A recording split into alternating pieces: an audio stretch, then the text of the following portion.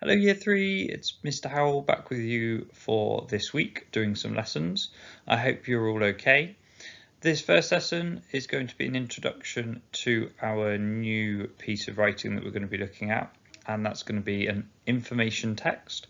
And the first information text that we're going to look at is going to have the title of What is Ancient Egypt? For today's lesson then, we're going to be focusing on the features of an information text. We've got 3 different learning objectives today, and I'll explain a little bit more about that towards the end of the video when I explain your task. But for each of those learning objectives, the video lesson will be relevant to all of you. So the first one is to identify features of an information text, to explain the purpose of the features in an information text, and lastly, to provide some examples of where text might be presented as an information text. As I said at the start, our question that we're going to be looking at in this information text first is thinking about what is ancient Egypt. Obviously, you've been doing a lot about Egypt in your history lessons with Miss Wilkinson, and it might be that you've already had some prior knowledge around what ancient Egypt is. You might have watched some videos, whether that's part of the history lessons or whether that's previously. You might have spoken to friends and family about them. You might have asked questions to think about it in a little bit more detail. You might have read some books or read some information online. And as I said, you've had those history lessons where I know that you've had some more knowledge and information shared with you through your history lessons. So the question of what is ancient Egypt is what we're going to build up to at the end of this week when we start planning, and then on Monday next week you will be writing your information text with that title, What is Ancient Egypt? So before we look at the specific types of features that you would expect to see in an information text, I want you to consider these questions, and after I've finished reading them, I want you to take a few minutes to pause the video and see if you can come up with any answers. So we've got some questions on here such as, what do you think might be included in an information text? How might that information be presented? What would you expect to see? How would it be written? What kind of language might be used? And who would it be for? Who would the person that is writing that intend that piece of writing to be viewed by or read by? So I want you to just pause and I want you to have a think and see if you can answer any of those questions for me. I wonder then if you've had a chance to have a think about these questions. We're going to look at them one at a time and see if we can come up with any suggestions or answers that might help us to understand a little bit more about what an information text is. So if we look at this first question of what do you think might be included in an information text, the key here is the word information. It's going to be any type of text or document that has got information in it, factual information that's going to explain something to somebody. That could be information on anything. It might be, how is a chair built?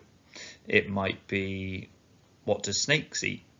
Anything that's going to give the reader information that they may either be unaware of or that they want to find out some more information about. Information text can be presented in a variety of different ways, and it can be found in a number of different places, which we'll come on to in a second. The next question here, what might that information be presented, or how might that information be presented?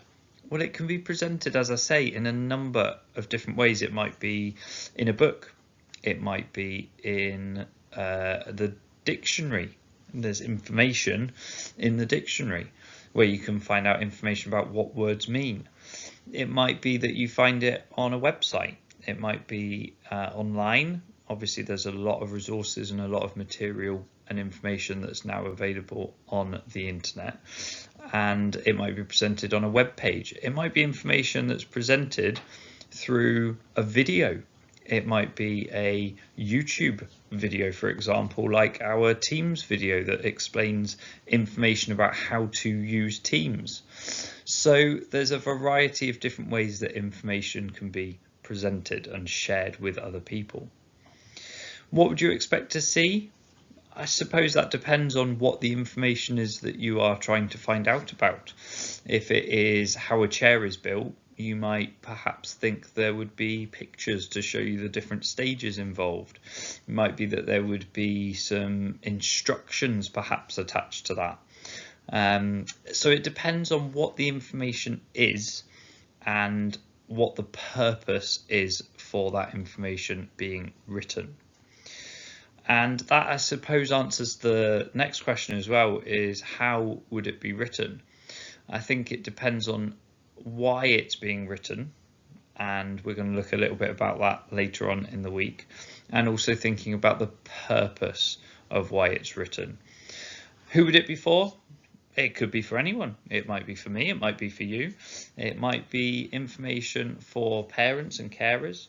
There's obviously a lot of information in the news at the moment about a variety of different things, and it depends what that information is intended to do and how that information is presented. It depends on the language that might be used. If it's for younger people, it might be that slightly different vocabulary is used compared to if it was for older people, and it depends on how that person might be able to interpret that information as well.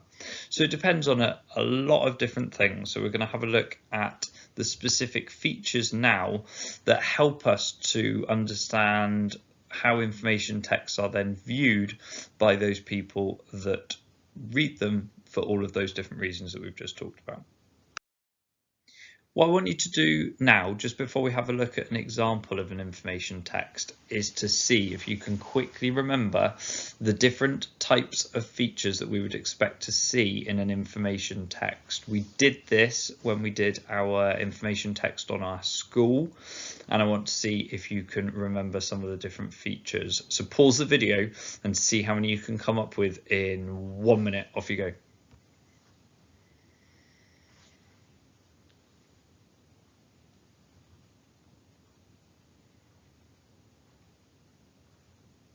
So I wonder how many you managed to come up with. We're going to have a look at this list that I've come up with, and there's just one point that I want to talk about on it, but then we're going to have a look at an example text and how these features are fit in to a information text.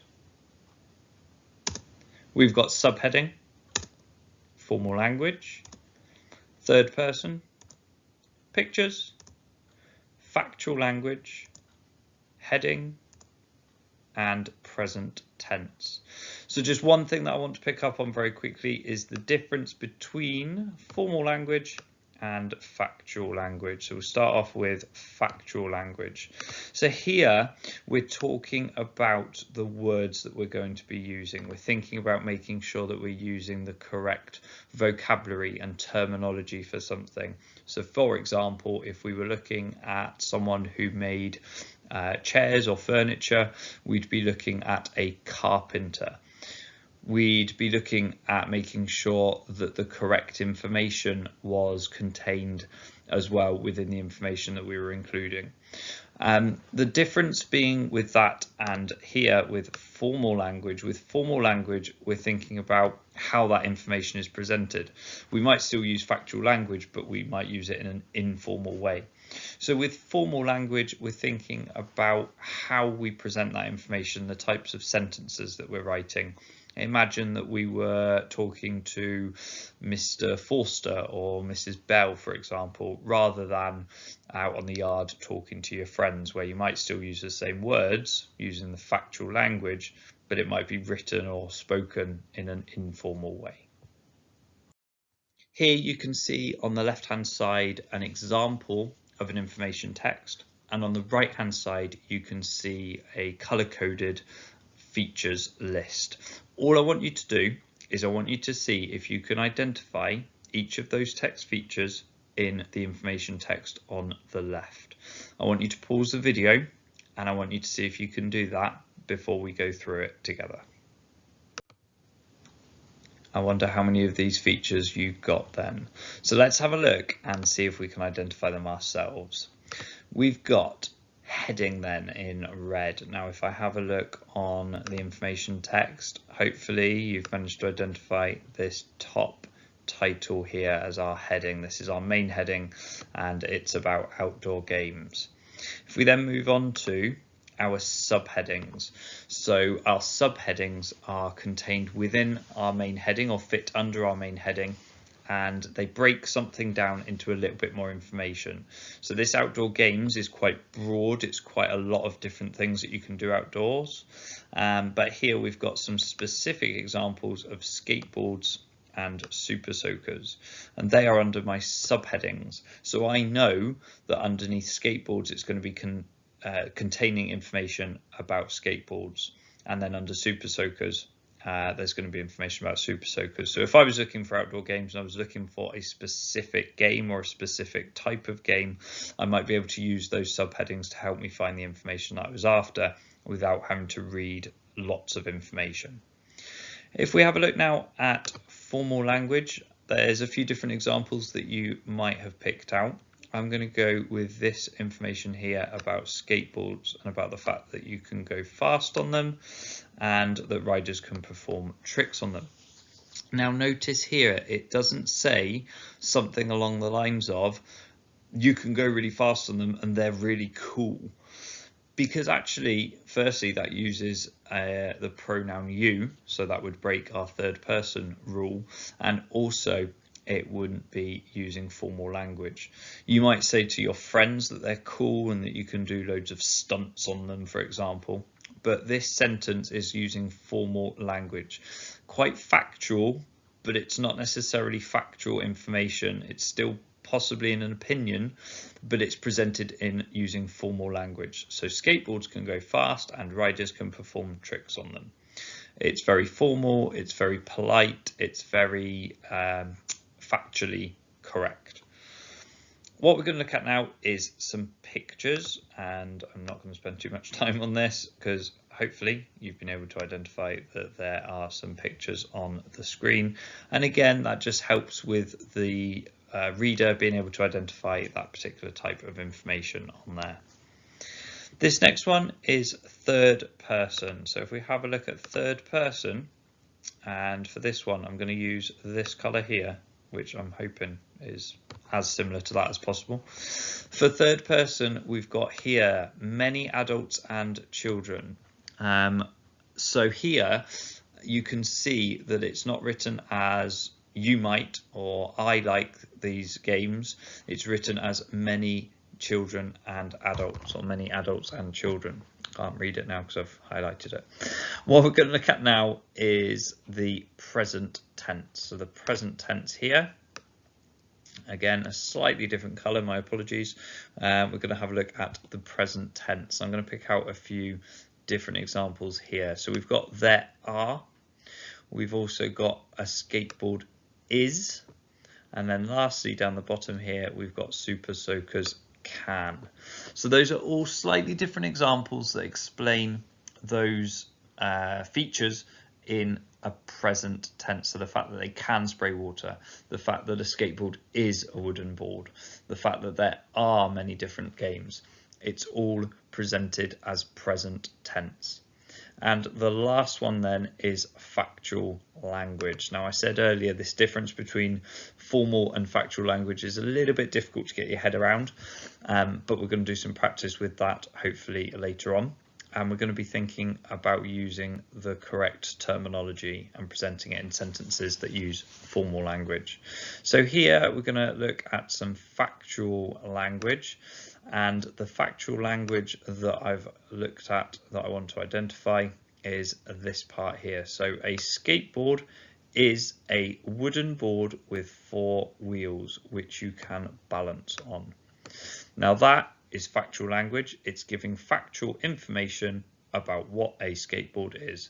Imagine that you are explaining this to an alien that's landed on our planet and knows nothing about a skateboard or water soakers or super soakers, and imagine that you're trying to explain those items to someone that has no idea what they are. So that you can hopefully build up a picture of the language that you're going to use with factual language. In this lesson then, we've looked at the features of a text.